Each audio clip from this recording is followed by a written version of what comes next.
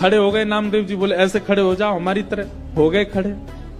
अब ठाकुर जी उनका श्रृंगार कर रहे हैं, अपनी जैसी पगड़ी पहनाई, अपनी जैसे वस्त्र पहनाए, अपनी जैसे पूरे हाथ पाम कर दिए। नामदेव अब हम जा रहे हैं तुम्हारे घर प्रसाद पाने, 2-4 घंटा में मंगला आरती होगी, खड़े रहना यहीं पे। और सुनो 2-4 बातों का ध्यान रखना। क्या? ये सुबह सुबह पुजारी आकर के तुमको ठंडे ठंडे पानी से नवाएंगे, ठिठर मत जाना। अंदर से ठंडी लगे तो भी रोक लेना। नामदेव जी बोले वो कैसे रोकूंगा? बोले हम नहीं रोक रहे इतने साल से, रोज रोज हमको भी नवा देते हैं सुबह 4 बजे, हम भी तो अपनी कंपन होता रोकते हैं उसको। और सुनो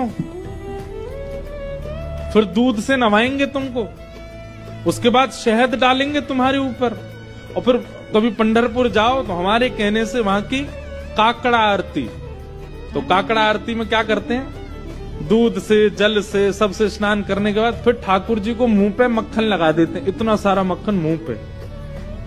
तो ठाकुर जी बोले स्नान आदि के बाद तुम्हारे मुंह पे मक्खन लगाया जाएगा, तुम्हारा मन तो करेगा कि मैं खा लूं, लेकिन जीभ निकालना नहीं बाहर, उसको लगे ही रहने देना।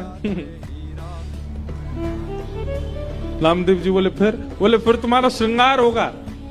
और श्रृंगार के बाद पंढरपुर में हर दर्शनार्थी को अधिकार है कि भीतर मंदिर में जाके ठाकुर जी के चरण छू सकता है, अपना सिर वहां रख सकता है, सबको छूने का अधिकार है। बोले दुनिया भर के लोग तुम्हारे सामने आएंगे, सब लोग आकर के तुम्हारे चरणों में प्रणाम करेंगे, अपने दुख दर्द बताएंगे, सबकी सुन लेना, पूर्ण किसी की मत करना। तुमको दया भी आएगी, कोई रोता हुआ भी आएगा, कोई बहुत ज्यादा विचलित भी आएगा। नामदेव जी बोले क्यों पूरा नहीं करूं? वो सबका विधान बना हुआ है, वो सब काम हमारे लिए छोड़ दो, किसको क्या देना क्या नहीं देना। तुम बस कहीं ऐसा नहीं कि यहाँ खड़े होके कोई रोता हुआ आया उसके आंसू पोंछने लग जाओ, कहीं तुम जरा भी हिल गए तो पुजारी पंडा बहुत मारेंगे, सब कहेंगे कहां गए हमारे ठाकुर जी, कौन खड़ा हो गया आके।